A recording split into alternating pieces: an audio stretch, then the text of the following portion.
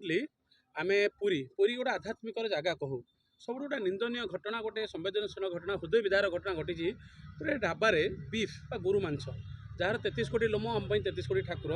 तो से भली मांस आज बिक्री करा जाए कौन बाबा आप कहे। देखो ये कथाटा घटी साक्षीगोपाल जया होटेल जो होटेल दीर्घ 20 वर्ष धरिक मटन खाइबा लोक दौर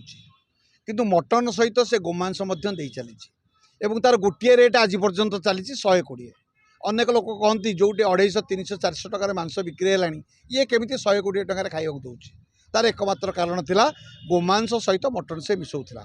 हजार हजार लोक श्रद्धालु हिंदू मैंने से होटेल रे खाऊले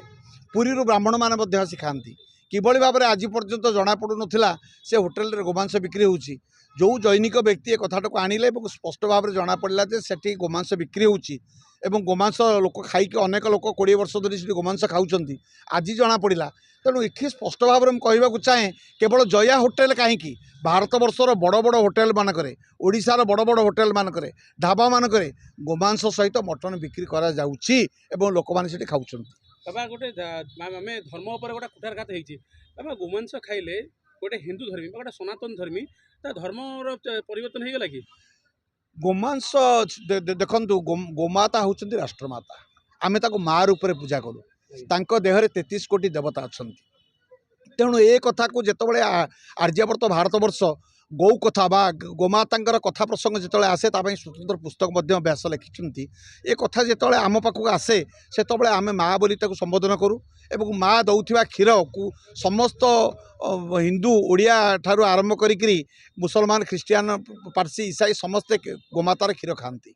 किंतु जितेबाला गोमाताटी वार्धक्य उपनीत हुए से आम कंसई हाथ में बिक्री करदू एवं से कंसई नहीं मांस रूप में आणिक बिक्री कर दिए पुणी होटेल मानक से तो जहाँ खाती खाती हिंदू मानक खुआती। आपड़ जदि स्पष्ट भाव में जानवे आर्यवर्त भारत वर्ष को ध्वंस करने कि जिते मोगल एम्पायर आसला अकबर हुमायूं जहांगीर शाहजहान नादिर शाह एम जिते भारत वर्ष शासन आरंभ कले मोगल एम्पायर से हिंदू मानकर बड़ बड़ मंदिर को भांगिकी मस्जिद तैयारी एक आज आमको 500 वर्ष लगे गोटे मस्जिद की भांगी पुणी आम राम को बसैया जदि यही भाव में से जारी रखि ध्वंस करने आम जारी रखा निर्माण यार समन्वय आसवा बहुत कठिन हम। सनातन धर्म जो मूल तत्व हिंदू को हिंदुत्व भाव तो जो मैंने अजाणत खाऊँ गोमांस से हिंदुत्व तत्व पर किसी आघात पड़ू कि निश्चित भाव में कहबार किसी ना आम जो आमर हिंदू मानकर अनेक पूजा पद्धति रही अनेक मंत्र रही अनेक आम जो मैंने ब्राह्मण मैंने पैताधारी से सुंदर भाव पूजा करती किसी मंत्र रही थे काया नष्ट होगा शरीर नष्ट होगा सनातन धर्म गोटे कलंकित अध्याय सृष्टि है निश्चित भाव में एथर किसी कहबार ना जो मैंने अजाणत खाई पुणी संस्कार कर स्वीकार करूँ प्रथम मुझे खाई संस्कार प्रक्रियाकरण रही संस्कार कर तेणु संस्कार कर